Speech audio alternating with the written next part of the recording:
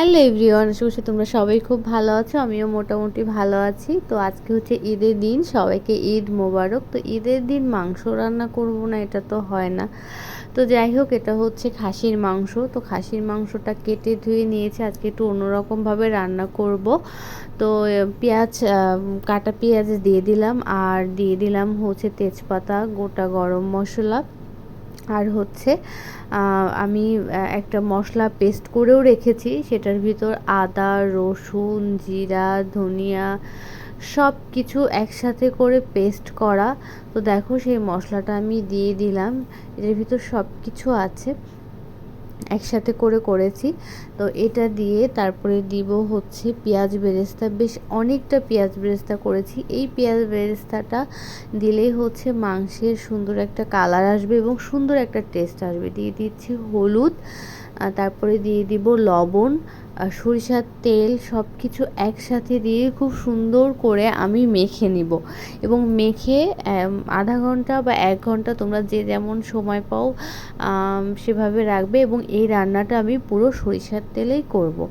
এভাবে একবার হলেও রান্না করে দেখো, দেখবা যে মাংসের কালার এবং টেস্ট এত সুন্দর হয়। তো যাই হোক, দেখো আমি খুব সুন্দর করে মাংসটা মাখিয়ে নিচ্ছি। আর গুঁড়া মশলা থেকে আমার কাছে মনে হয় যে বাটা মশলা দিলেই মাংসটা খেতে ভালো হয় আর কি। এই কারণে আমি বাটা মশলাই দিচ্ছি। বাটা বলতে পাটাই বাটিনি, এটা হচ্ছে আমি পেস্ট করে নিয়েছি আর কি, ব্লেন্ডারে সুন্দর করে। তো দেখো, এই যে বেশ সুন্দর করে অনেকক্ষণ ধরে মেখে নিচ্ছি। মেখে আমি, যেহেতু আমার হাতে সময়টা কম, সে কারণে আধা ঘন্টা রেখে দিব আর কি। আর সাথে শুধু যে মাংসই রান্না করছি তা না, তবে মাংসটা আমি শেয়ার করছি, সাথে আরও কিছু রান্না করতে হবে।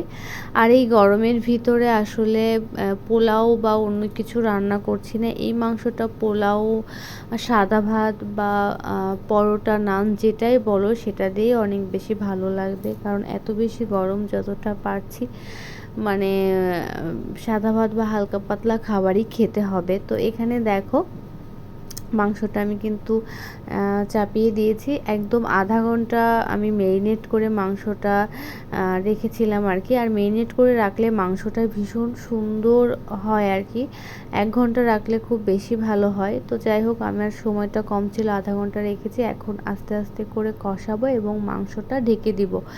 মাংসটা আর এখন তেমন কোনো মশলা দেওয়ার নাই, কারণ আমি তো সব কিছু একসাথে করে দিয়ে দিয়েছি। এখন দেখো, ঢেকে দিয়েছি এবং 10 মিনিট আমি এভাবে রান্না করব। এবং 10 মিনিট পর দেখো, মাংস থেকে অনেকটা জল ছেড়েছে এবং এটা দিয়ে খুব সুন্দরভাবে মাংসটা কষাতে হবে। আমি কিন্তু এখন কোনো রকম কোনো জল ব্যবহার করিনি। তো দেখো, এমনিতেই মাংসটার কালার খুব সুন্দর চলে আসবে, এভাবে কষাতে কষাতে খুব সুন্দর চলে আসবে। তোমরা যদি এভাবে রান্না করো, মাংসটা একদম অন্যরকম স্বাদ হয় এবং খেতে ভীষণ ভালো হয়। তোমাদের দাদাভাই 2 কেজি খাসির মাংস এনেছিল। আমি একদিন বিরিয়ানি রান্না করেছি, আর আজকে রান্না করছি আর কি। তো এই মাংসটা বেশ ভালোই ছিল, মানে মানে গতদিন, মানে এই মাংসটা আনার আগে যে মাংসটা এনেছিল, এই মাংসটা আমার কাছে অতটা বেশি ভালো লাগেনি, তবে এই মাংসটা বেশ ভালো। তো দেখো, কষাতে কষাতে আমি বললাম না, খুব সুন্দর একটা কালার চলে আসে আমার। মানে এটা হচ্ছে, যে কালারটা আসে সেটা হচ্ছে বাটা মশলার কারণে, আর একটা হচ্ছে পেঁয়াজ বেরেস্তা দেওয়ার কারণে খুব সুন্দর একটা কালার চলে আসে। তো এই আর কি। ওদিকে সকালে উঠে আমাদের ব্রেকফাস্ট আজকে তেমন কিছু আমি বানাইনি, কারণ যেহেতু তোমাদের দাদাভাইয়ের ঈদের দিন, আজকে তো ছুটি। তো সেই ক্ষেত্রে চা বিস্কিট খাওয়া হয়েছে, ঘুম থেকে লেট করে ওঠা হয়েছে। তবে রিদ্ধি চা বিস্কিট খায়নি, রিদ্ধির জন্য নুডলস করে দিয়েছিলাম। আর এখানে দেখো, মাংসে একটু আলু দিচ্ছি, আলুটা খুব সুন্দর করে ভাজা করে নিয়েছি। তবে এই মাংসটা তোমরা যদি আলু ছাড়া রান্না করো, সেটা অনেক বেশি ভালো লাগবে। কিন্তু আমি ভাজা আলু দিয়ে রান্না করছি, একটু বড় বড় করে কেটে সুন্দর করে ভেজে নিয়েছি। কারণ আমার মেয়ে বা আমরা হচ্ছে মাংসে আলু দিলে ভালো খাই, মানে খাসির মাংসে আলু দিলে একটা অন্যরকম স্বাদ হয় আর কি। ভালো লাগে না মাংস না দিলে, মানে সরি, মাংস বলছি, মানে আলু না দিলে। তো যাই হোক, দেখো কত সুন্দর কালার এসেছে। অনেকক্ষণ ধরে মাংস কষিয়ে একটু জল দিয়ে দিয়েছিলাম, তবে জলের পরিমাণটা অনেক কম। আমার মাংসটা একদম রেডি হয়ে গিয়েছে। তবে একটা জিনিস আমি তোমাদেরকে বলিনি, সেটা হচ্ছে মাংসে একটু মানে নামানোর আগে একটু একটা মশলা তৈরি করেছিলাম, সেটা দিয়েছিলাম। ভাজা জিরা, তারপরে হচ্ছে গরম মশলা, সব কিছু দিয়ে ভাজা মানে গুঁড়া করা, সেটা দিয়েছিলাম।